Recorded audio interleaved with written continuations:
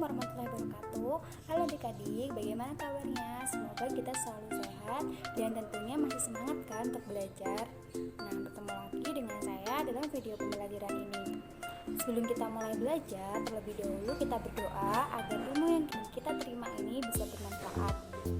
Nah, sebelum kita masuk ke materi, saya ingin bertanya kepada kalian terlebih dahulu.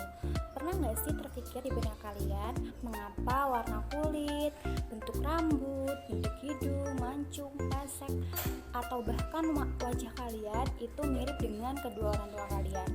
Kenapa hal tersebut bisa terjadi? Jadi, hal tersebut bisa terjadi karena adanya materi genetik atau gen yang diturunkan oleh orang tua kalian kepada kalian, sehingga kalian memiliki ciri fisik bahkan sifat yang hampir sama, bahkan ada yang identik dengan kedua orang tua. Nah, untuk lebih jelasnya kita akan mempelajarinya di materi pewarisan sifat. Nah, saya akan menunjukkan kepada kalian subbab apa saja sih yang harus dipelajari di materi pewarisan sifat ini. Yang pertama yaitu mengenai molekul yang mendasari pewarisan sifat dan penerapannya. Yang kedua, hukum pewarisan sifat. Yang ketiga, pewarisan sifat makhluk hidup dan kelainan yang diturunkan. Dan yang keempat, pewarisan sifat dan pemuliaan pada makhluk hidup. Nah, sedangkan pada video pembelajaran ini kita akan membahas mengenai pokok bahasan yang pertama, yaitu molekul yang mendasari pewarisan sifat dan peranannya dalam penentuan sifat. Nah, sebelum kita lanjut ke materi, saya akan menjelaskan dan memaparkan tujuan dari pembelajaran kali ini. Tujuan yang pertama yaitu menjelaskan molekul yang mendasari pewarisan sifat pada makhluk hidup. Yang kedua yaitu menjelaskan struktur materi genetik yang bertanggung jawab dalam pewarisan sifat, yakni kromosom, DNA, dan RNA. Kemudian yang ketiga menganalisis hubungan antara materi genetik tadi, yaitu kromosom, DNA, RNA, dan juga gen. Kemudian yang keempat menjelaskan peranan materi genetik terhadap penentuan sifat pada makhluk hidup. Nah, kita dalam video ini akan membahas subbab yang pertama tadi, yakni molekul yang mendasari pewarisan sifat dan penerapannya dalam penentuan sifat. Nah, pokok bahasan pada materi ini yakni ada 3: penyusun materi genetik, struktur DNA dan RNA, kemudian peranan materi genetik terhadap penentuan sifat. Kita bahas satu persatu ya. Yang pertama, penyusun materi genetik. Sebenarnya apa sih materi genetik itu? Materi genetik merupakan substansi yang diwariskan oleh orang tua kepada anaknya atau keturunannya. Jadi, pada dasarnya semua makhluk hidup memiliki sifat yang nantinya akan diwariskan kepada keturunannya, sehingga hal tersebutlah yang menyebabkan seorang anak memiliki ciri fisik atau sifat yang mirip bahkan identik dengan orang tua. Nah, pewarisan sifat ini itu diatur oleh materi genetik yang mana terjadi di dalam inti sel atau nukleus. Nah, di dalam nukleus terdapat yang namanya kromosom. Nah, kromosom ini itu mengandung DNA dan RNA yang nantinya akan membentuk gen, di mana gen tersebut itu merupakan suatu yang dapat membuat sifat-sifat tertentu yang nantinya gen tersebut dari orang tua akan diwariskan ke anaknya, sehingga karena gen yang diwariskan tersebut maka seorang anak akan memiliki ciri fisik dan juga sifat yang hampir sama dengan orang tua. Kita akan membahas satu persatu, di mana telah kita ketahui bahwa penyusun materi genetik itu ada kromosom, DNA, RNA, dan juga gen. Kita bahas satu persatu. Yang pertama, kromosom. Apa sih kromosom itu? Kromosom merupakan suatu struktur yang berbentuk batang, di mana dia tersusun atas protein, dan asam nukleat. Dan seperti kita ketahui tadi bahwa kromosom itu ada di dalam inti sel dan dia mengandung DNA yang berupa rantai panjang. Nah, kromosom ini itu terdiri dari beberapa bagian. Kita lihat pada gambar. Ada sentromer, kromatid, kromatin. Nah, kita lihat kromatin merupakan benang-benang halus yang ada pada kromosom yang berfungsi sebagai pembawa sifat atau keturunan. Di mana kita perbesar lagi, ada yang namanya lokus.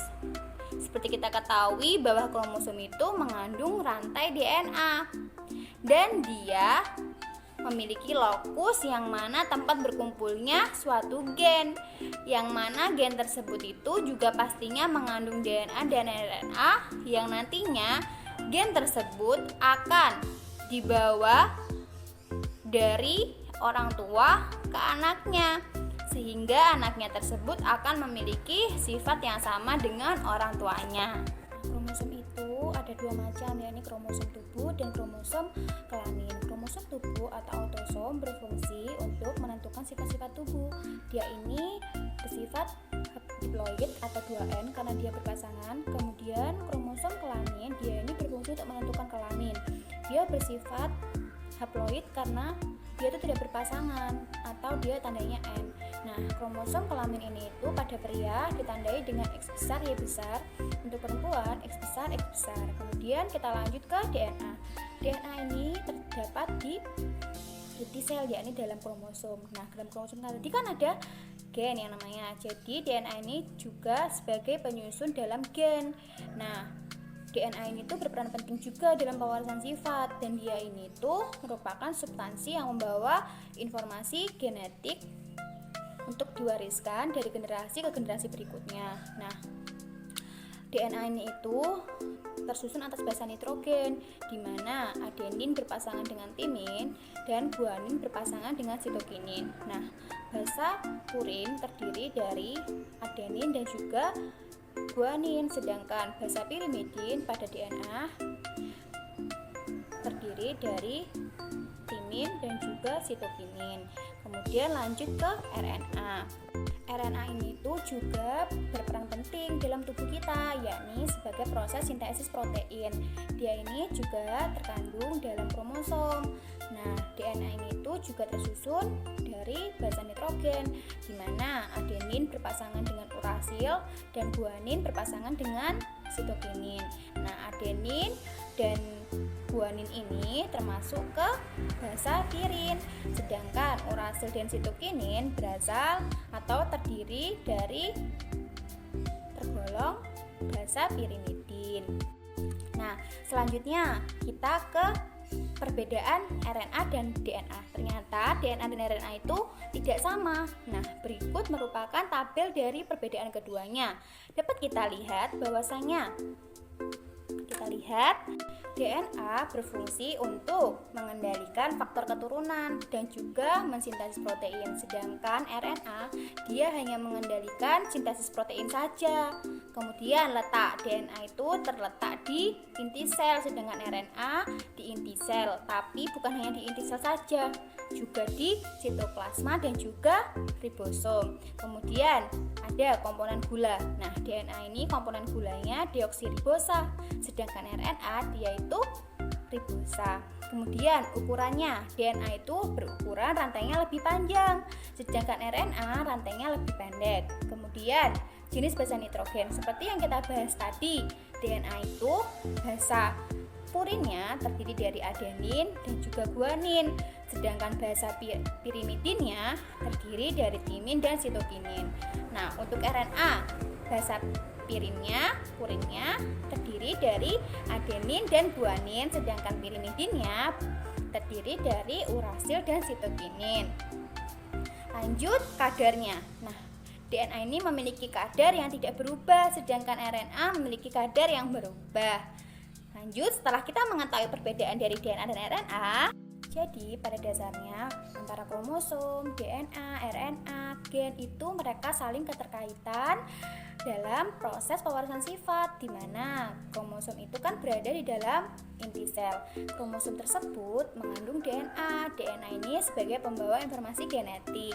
Nah, DNA ini itu akan membentuk suatu gen atau sifat-sifat tertentu yang nantinya gen tersebut akan diwariskan oleh orang tua ke anaknya, sehingga anak bisa memiliki sifat yang mirip dengan orang tua. Nah, setelah kalian mempelajari mengenai molekul yang mendasari pewarisan sifat, tentunya kalian juga harus mempelajari peranan materi genetik dalam penentuan sifat. Nah, jadi sebenarnya materi genetik ini tuh merupakan suatu substansi yang sangat berperan dalam penurunan sifat pada makhluk hidup. Dan di sini tuh ada istilah-istilahnya. Yang pertama yaitu genotip. Genotip merupakan sifat yang diturunkan oleh makhluk hidup namun dia tidak tampak. Contohnya dilambangkan dengan X besar, X kecil, Y besar, Y kecil, seperti itu. Sedangkan fenotip yaitu merupakan sifat yang diturunkan namun dia tampak dari luar. Contohnya seperti tinggi, pendek, merah muda, hitam, abu-abu, seperti itu.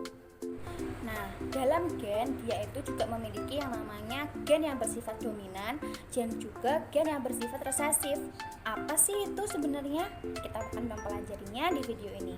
Jadi, gen dominan atau gen yang bersifat dominan itu dia itu merupakan sifat yang sering muncul, yang kuat, yang menang, yang tampak. Jadi, dilambangkan itu biasanya dengan huruf kapital. Contohnya, sifat yang lebih dominan pada bunga berwarna merah disimbolkan dengan M besar huruf kapital seperti pada contoh. Nah, kemudian gen yang bersifat resesif, jadi dia itu tidak tampak, dia tertutupi oleh gen dominan. Misalnya bunga yang bersifat resesif dilambangkan dengan M kecil. Jadi resesif ini itu biasanya dilambangkan dengan huruf kecil. Dan juga perlu kita ketahui bahwa pada proses pewarisan sifat atau penentuan sifat ini itu ada yang namanya alel. Kita harus mengetahuinya. Apa sih alel itu sebenarnya? Nah, tentunya dalam pewarisan sifat ini kalian juga harus mengenal mengenai istilah alel. Apa sih alel itu? Jadi alel itu merupakan suatu bentuk variasi atau bentuk alternatif dari gen, atau bisa dikatakan juga wujud gen. Jadi kalau dilihat dari yang contoh di atas tadi, jadi ada gen M besar dan juga M kecil. Nah, ini tuh namanya alel gen atau bisa dikatakan wujud dari gen itu. Kemudian dalam pewarisan sifat itu juga ada yang namanya gen homozigot resesif, homozigot dominan, heterozigot. Pasti kalian sudah tidak asing mendengar kata tersebut. Apa sih perbedaan dari ketiganya itu? Nah, lanjut kita pelajari. Yang pertama, homozigot dominan. Jadi, apa sih pengertian homozigot dominan itu? Jadi, homozigot dominan itu merupakan genotip yang memiliki dua alel yang dominan. Contohnya seperti di gambar itu ada burung warna merah. Kita misalkan saja merah itu hurufnya yang besar, A besar, A besar. Makanya dia lebih dominan dan warnanya merah. Karena dia memiliki dua alel yang dominan sama, A besar, A besar. Makanya disebut homozigot dominan. Kemudian lanjut ke homozigot resesif. Jadi homozigot resesif itu merupakan genotip yang memiliki dua alel resesif. Jadi contohnya kalau M besar atau huruf kapital tadi itu warna merah, kita misalkan yang huruf kecil A kecil itu warna biru. Dia memiliki dua alel yang bersifat resesif, berarti kecil-kecil, A kecil, A kecil. Maka dia berwarna biru bukan merah, karena merah tandanya dominan A besar. Jadi ada dua alel yang terkandung resesif, A kecil, A kecil, seperti itu. Kemudian lanjut ke heterozigot. Heterozigot apa di situ? Merupakan alel yang terdiri dari gen dominan dan resesif. Jadi mereka campur, A besar dan A kecil, dominan dan resesif. Yang diambil yang dominan yakni warna merah, yakni A besar. Makanya burungnya di situ warna merah, seperti itu. Gimana? Apa sudah paham mengenai materi molekul yang mendasari pewarisan sifat? pada subbab yang pertama ini? Nah, pastinya paham dong ya kalau kalian mendengarkan dari awal. Nah, baik, setelah kita mempelajari semuanya, saya akan memberikan kesimpulan dalam video pembelajaran ini.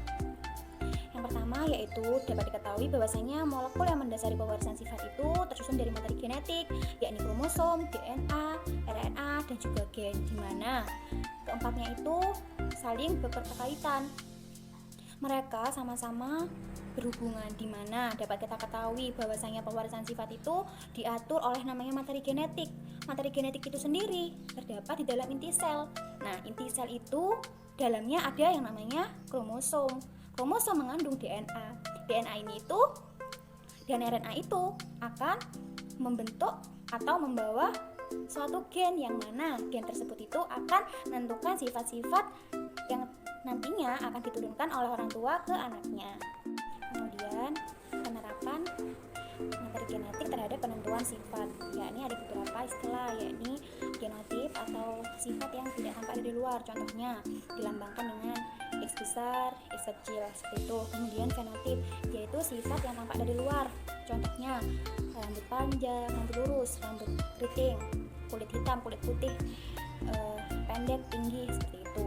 Kemudian ada yang namanya gen dominan dan gen resesif. Dominan itu yang tampak, dilambangkan dengan huruf besar, contohnya X besar, X besar, A besar, A besar, M besar, M besar. Kemudian ada yang namanya gen resesif, dia itu tertutupi oleh gen dominan, tidak terlalu tampak, dan dia itu dilambangkan dengan huruf kecil, contohnya X kecil, X kecil, A kecil, A kecil, M kecil, M kecil, seperti itu.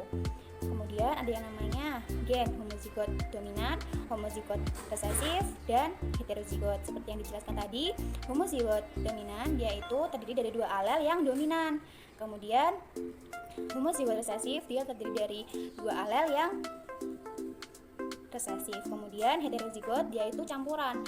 Jadi dalam satu alel terdiri dari gen dominan dan resesif. Namun yang lebih tampak pastinya yang lebih dominan. Untuk lebih paham, saya akan memberikan latihan soal kepada kalian. Silakan dikerjakan dan nanti silakan dikumpulkan, oke? Nah, cukup sekian video dari saya. Semoga pada video pembelajaran ini bisa bermanfaat dan kalian memperoleh ilmunya, dan apa yang saya sampaikan ini mudah dipahami oleh kalian. Untuk itu, silakan dikerjakan, semangat belajar, dan tetap jaga kesehatan. Sampai berjumpa di video selanjutnya. Terima kasih.